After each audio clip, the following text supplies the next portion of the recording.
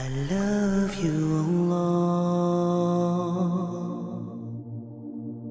And whenever you make that dua, إِذَا دَعَانِ, I will respond to the one who makes the call. Allah says, respond immediately whenever he makes the call. This is in the context of the month of Ramadan, especially in the month of Ramadan, because Allah has extended His rope. Call on Allah.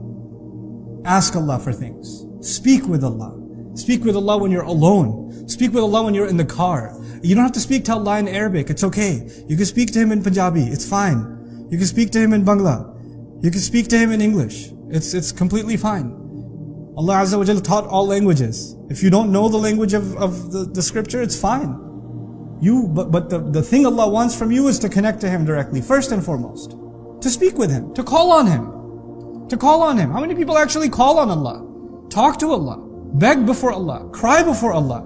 The more you will talk to Him, we feel awkward. Somebody might see me talking to myself in the car. Maybe I've got a psychological problem. This is what's called Iman bil Ghaib. You truly believe in the unseen. If you feel awkward, then you feel like He's not really listening. If you truly believe that He's listening, talk to Him. Who cares about what anybody else thinks? That's just between you and Him. And so He makes a request of you. He gave you an offer. I will answer your prayers when you call. Whenever you call, I will answer. But on the flip side of it, He made a request from you. He says, فَلْيُؤْمِنُوا فَلْيَسْتَجِيبُوا لِي. Then at the very least, they should at least try to respond to me. You're talking to Allah, and Allah says, I'll respond to you. But now Allah says you should respond to me too, or at least try to respond to me too. He didn't say respond, because that would mean you have to be perfect. He said try to respond, istijaba. At least show me the desire to respond. But if you want to respond to someone, you have to hear them first. It's impossible to respond to somebody unless you listen to them. If there was no request made, there's no response. If there's no questions asked, there's no response. So the fact that Allah is asking for a response means He's asking you to listen to Him first. But how do you listen to Allah? Oh wait, that's what the word of Allah is. When you're reciting the word of Allah, when you're listening to the word of Allah, when you're thinking about the word of Allah, you're listening to things that require a response. That's Allah talking to you. So He says, it's time. You're speaking to me, let me speak to you too. You want me to respond, why don't you try and respond to me too?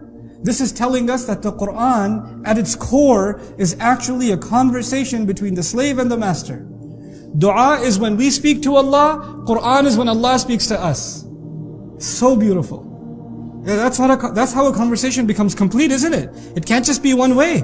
It has to be both ways. We have to listen to Allah, and then Allah will listen to us also. وَلْيُؤْمِنُوا بِي, and continue to believe in me. لَعَلَّهُمْ يَرْشُدُونَ, so they may be set straight. We are now learning the essential ingredients for how to fix our life. How do I fix my life? How do you fix your life? It's actually to truly be in conversation with Allah. I will speak with Him, and He will speak with me.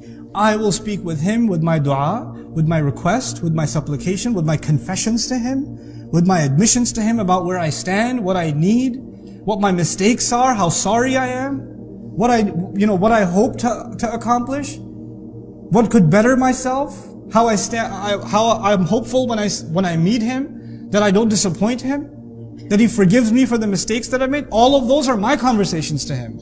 And then when He speaks to me, it's not just, by the way, He's not just telling you what to do when He speaks to you. When He speaks to you, He's giving you hope. He's making you grateful. He's making you conscious and aware. He's making you, aware of the people around you and how you treat them. He's opening your eyes to reality. This conversation will set you straight. There are some people, when you have a problem, you just need to talk to somebody. These ayat are telling you these 30 days are days to talk to Allah. This is the conversation we have to have with Allah. If you can accomplish that. Some of you are working at night time. You can't make it to Taraweeh prayer. Some of you are, you're going to have a hard time coming into the masjid. You can't listen to lectures or durus or whatever. Some of you have exams, or, you're taking extra courses in the summer. You have a busy Ramadan. It's not going to be an easy time for some of you. It's going to be very, very busy.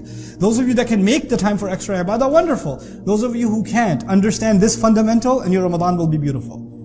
It's not just about fasting. It's about reconnecting and re-engaging Allah Azza wa Jal in conversation in this prescribed, in this guided way. May Allah Azza wa Jal make all of us those who directly speak with Allah, and Allah Azza wa Jal speaks to our hearts through His book. Barakallahu li wa lakum fil Qur'an al-Hakim wa nafa'ani wa iyyakum bil ayat wa dhikr al-Hakim.